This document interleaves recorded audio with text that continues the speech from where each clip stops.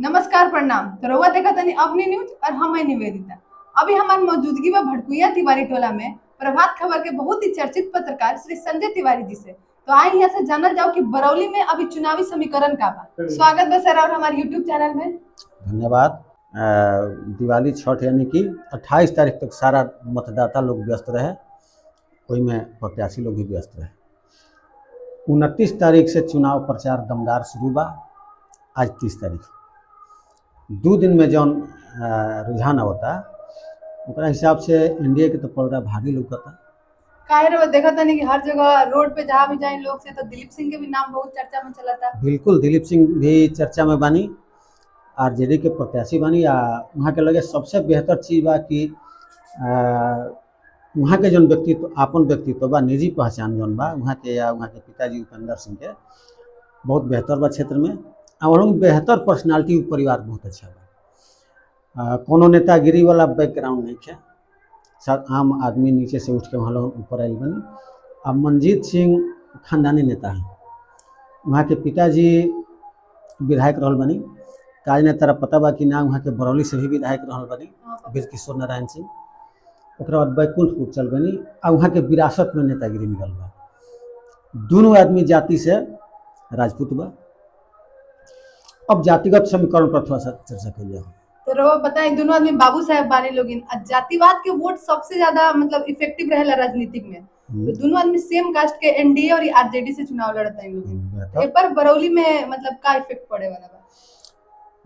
अपना बरौली के कुल मतदाता बड़े 82,306, लगभग 50% मान लिया वोटिंग हुई। में राजपूत के, अब जहाँ तक बात आ गई कि दोनों प्रत्याशी राजपूत बढ़े, तो राजपूत के अपना यहाँ वोटिंग मतदाता 17,000 बढ़े। 17,000 में 50% जाई,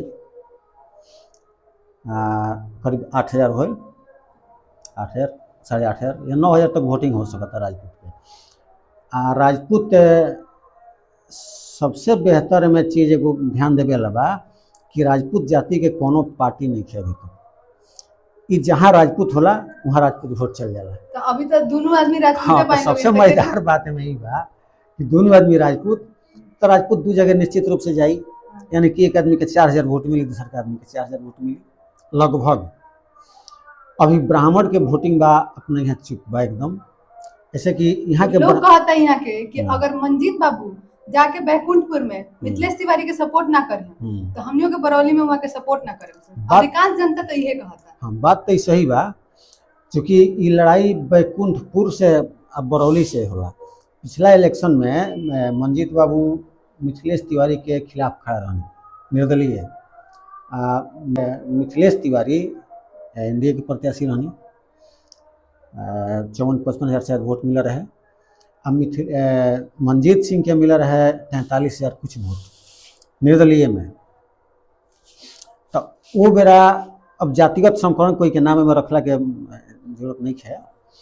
अब वहाँ के जाति विशेष लोग, यहाँ के जाति विशेष लोग एक दूसरा के, अब अगर मंजीत बाबू एजी आ गई बनी, ठीक बा, बढ़िया बात बा, लेकिन मंजीत बाबू के ओजी के अपना समर्थक के मिथिलेश तिवारी के पक्ष में गोलबंद करे के चाहिए।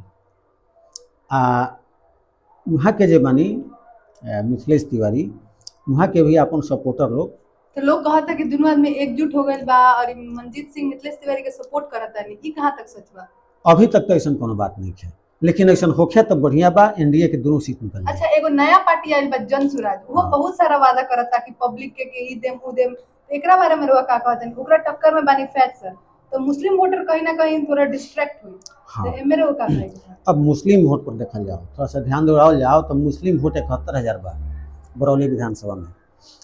3 गो प्रत्याशी, चूँकि ई कोर वोटर, ई मुस्लिम कोर वोटर हो आरजेडी के एमवाई समीकरण के तहत। तो में अच्छा, मुस्लिम वोट के खासियत है कि बेहतर होला, यानी परसेंटेज अधिक होला। 71,000 में हमारा लगा था कि 50,000 वोट जरूर गिर जाए। तो अब की बार जैसे रियाजुल हक बसपा से बनी, तो रियाजुल हक के भी फॉरवर्ड मुस्लिम जन बाड़े ओकरा पर बेहतर पकड़ बा। फैज जी के, फैज के भी पकड़ बेहतर बा मुस्लिम पर। थोड़ा सा मुस्लिम वोट राजपूत प्रत्याशी भइला के चलते यानी अभी चढ़त नहीं थी। आ एगो तकलीफ मुसलमान लोग के और बा कि ये आज तक शुरू से 1951 से अपन बरौली विधानसभा अथी में आयल बा। आ तब से हाँ तब से पहलका चुनाव 1952 में हुई रहे विधानसभा के। आ वो बेरा से ए बेरा तक अधिकतर पार्टी मुस्लिम प्रत्याशी ही बनौले बा। इवन 1990 से 90 में जनता दल रहे, लालू जी प्रत्याशी या मुख्यमंत्री बन रहनी। आरजेडी 1997 में आयल, तब यहाँ के आरजेडी हो गई नहीं, आज यहाँ के जेडी हो गई नहीं।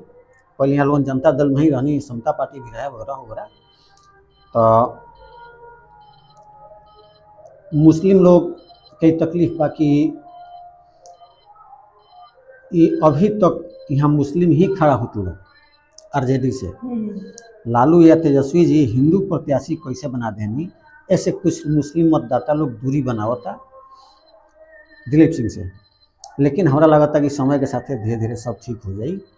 हमारा लगता कि 3 जगह ही वोट डिवाइड हुई निश्चित रूप से। अगर केहू अगर ई कहता कि ना मुस्लिम वोट हमरे मिलता तो गलती करता। मनजीत सिंह के मुस्लिम वोट मिली कि ना?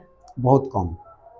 ऐसे कि भाजपा के वोट कभी भी मुस्लिम लोग ना देला, पढ़ल लिखल मुस्लिम बा उहे 8% दे देला, लेकिन जनरल मुस्लिम बीजेपी से दूरी बनावला। यहाँ के बीजेपी समर्थक प्रत्याशी बनी, समर्थित प्रत्याशी, तैसे वहाँ के वोट के आशा ना। अच्छा, बरौली में निर्दलीय प्रत्याशी बनी सीता देवी, जहाँ का बेटा है श्याम भाई। हाँ, तो ओकरा बारे में का कहम, कैसे कि उहो के बहुत समाज सेवा करेनी, बरौली खातिर बहुत विकास के काम कइले बनी। हाँ, श्याम भाई के हम काफी दिन से जान तो सब लोग के बनी, लेकिन चूंकि लोग उनका पर बाहरी कह सकता,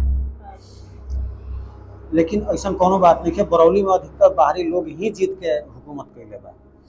श्याम भाई के माता जी बड़ी सीता देवी, प्रत्याशी बढ़िया बड़ी। हालांकि सीता देवी के कोई जानत नहीं है, श्याम भाई के सभी जानता। श्याम भाई 2020 के आसपास से जब कोरोना रहे, बाढ़ आई रहे, उनमें श्याम भाई बहुत बेहतर काम कैले बड़े क्षेत्र में। उनका के बच्चा लोग जानता हर क्षेत्र में। उनका संगे 2-4 जाति के वोट कभी ना जाई। राजपूत खैर जइबे न करी, ब्राह्मण भी ना जाई, भूमिहार कायस्थ भी ना जाई। कुछ वोट यादव के कुछ वोट जरूर जाई, उनका व्यक्तित्व पर जाई। कैसे कि यादव लोग तो ज्यादा ललटेन के वोट देवे, आरजेडी के वोट देता, तो पर ललटेन यादव वोट भी तो कहीं ना कहीं डिस्टर्ब होता। प्रत्याशी के वजह से। या पहले भाई मैंने हम ही चाहे कि कोई बुरा मत मानी, यादव के पहचान का हो? यादव के पहचान लालू यादव शुरू से ही कौन पुलिस चला के लाठी में तेल पिलाउन कौन चले न। एक मतलब भइल, हाँ, एक मतलब भइल कि लालू यादव जी मूर्ख बना के ही चौधरी लोग के, अहिर लोग के शासन करे कोशिश कैले बनी। तो कहता कि नौकरियों मिली बहुत सारा जब वो आ गए तेजस्वी, सबसे तेजस्वी सरकार। हाँ, वो कहे खातिर तो चुनाव में बहुत सारा चलेला। हमरा नहीं लगत कि आरजेडी के गवर्नमेंट फिलहाल बने जाता। दिलचस्प मुकाबला बरौली में बा। दोनों आदमी बाबू साहब आगल बने लोगिन, आरजेडी और एनडीए के। था लगावल बड़ा मुश्किल काम बा कि के वोट केकरा के दी। ई हमनी के अपन अंदाजा लगाओ तनी सन, मने घूम के देख के। एकरा से पहले राम प्रवेश राय जी विधायक रही हैं। तो राम प्रवेश राय जी जब रही हैं तो आखिर चरण में, चूंकि मुसलमान के आरजेडी देत लोग, उहो के बहुत दिन राज कैले बनी, 7 बार ले लेवन टिकट, 5 बार जीतल बनी। हां, मैं 80 से लड़तनी, 1980 से लड़तनी। ठीक बा, वहां के ना आइला से अभी कुछ इफेक्ट पड़ी का बरौली में? कोनो इफेक्ट पड़ेला नहीं के, केवल हिंदू मुस्लिम के जन होत रहा लास्ट में चल के कि मुसलमान प्रत्याशी बात है सिवान बन जाई या पाकिस्तान बन जाई, ऐसा कौन बात होगी पारी नहीं है। पर एकदम शांत मुकाबला बा, बड़ा बेहतर बा। तरवा का लगा था बरौली में केने पल रहा भारी बा, एनडीए, आरजेडी या फिर जनसुराज या फिर निर्दलीय? केहू के कम आकल, थोड़ा सा कुछ कहल जल्दबाजी हुई। हां, ये वोट है, एक रात में बदल वोट है, ये कुछ न कुछ ऐसा चाल चल दिलो प्रत्याशी लोग कि उनका पक्ष में वोट बंद हो जाई। लेकिन अब ब्राह्मण वोट चुप बा, ठीक बा, 5000 वोट पड़ी। ब्राह्मण वोटर की संख्या कितना? 8200। हाँ 82 से बहुत मायने रखेला। हाँ 82 से मायने रखेला, लेकिन उतना वोट हुई ना, 4000 के आसपास वोट हुई। लेकिन अब की बार जौन चुनाव हुई,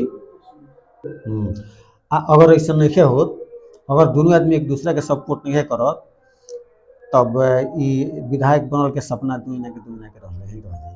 नहीं हम मिथिलेश बाबू जीते, नहीं हम मंजीत बाबू नहीं जीते, नहीं हम मिथिलेश बाबू जीते। अब एमे सबसे बड़ा चीज बा कि हमने के जौन पुरान विधायक रहनी राम प्रवेश बाबू, वहाँ के राजनीति थोड़ा सा कड़ा बात बा। वहाँ के राजनीति फिलहाल धूमिल हो चुकल बा यहाँ से। अगर मंजीत बाबू जीतत नहीं एनडीए से, तो हमरा लगता कि अगला चुनाव में भी जदयू के ही सीट हो जाई, रामप्रवेश बाबू के राजनीति साफ खत्म हो जाए। अब यहाँ वहाँ के हम इंटरव्यू ले रहे हैं, तो वहाँ के कहनी कि अब वहाँ के राजनीति बहुत दिन कर लेनी, तो वैसे वहाँ के कोनो अभी प्रॉब्लम नहीं, कोनो आपत्ति नहीं। हाँ अच्छा चीज बा, वहाँ के उम्र हो गई बा बहुत ज्यादा। वहाँ का पिछला चुनाव में 2020 में भी कहले रहनी कि हमारा आखिरी चुनाव बा, तो उ बतिया शायद वहाँ के भुला गए रहनी 2025 में। उनके याद रखे के चाहिए, निर्दलीय तो नामांकन कराइला ही रहनी। हाँ तो यह तो वहाँ के गलती कर गए नहीं। वहाँ ऐसा मैच्योर नेता जो 1980 में राजनीति में बा, वहाँ कैसे काम ना करे के चाहिए।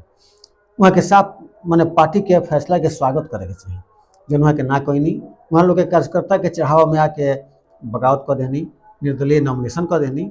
हालांकि ओकरा तो वापस होखई के रहे, सब कुछ देखते हुए अब वापस कर लेनी तो बड़ा बढ़िया काम करनी। वहाँ के जी एगो चीज चाहत रहे, अपना बेटा राकेश सिंह के वहाँ के नामांकन करौले रहती, वहाँ के लड़ती अभी तो कोनो प्रभाव ना पड़े। देखत रहे नो कि फेस वैल्यू राम प्रवेश राय के ज्यादा बनो अपना बरौली विधानसभा में। फेस वैल्यू नहीं खे, ई अगर केहू कहता तो गलत बात बा। फेस वैल्यू बीजेपी के बा, बीजेपी से यहाँ बीजेपी के लड़ाई होला, आरजेडी के लड़ाई होला। यहाँ राम प्रवेश राय या नियामतुल्ला या रियाजुल हक के लड़ाई ना होला, यहाँ बीजेपी के होला, आरजेडी के होला। अभी तक हाँ अभी तक यहाँ का हिंदू और मुस्लिम के लड़ाई भइल बा। हर इलेक्शन में तरह याद हुई, ध्यान दियो। तो हिंदू मुस्लिम कह के यहाँ मतलब जीत भइल बा। जातिवाद के लड़ाई चुनाव में कल उचित रहेला का? ये तो बहुत अनुचित बा, एकर खिलाफत हम हमेशा से करता। लेकिन हर बार सी होखेला। अरे का कइल जाई, पार्टी जातिगत समीकरण देख के टिकट देता नु। लेकिन जाति हमने खातिर बहुत खराब चीज बा। ऐसे सही नेता हमने के नहीं चुन पाओ। ई हमरा जाति के हवन, उ हमरा जाति के हवन। जाति के चोरे होके तका हो, डाकुए होके तका हो, लेकिन जाति के हो वोट ओकरे के देव।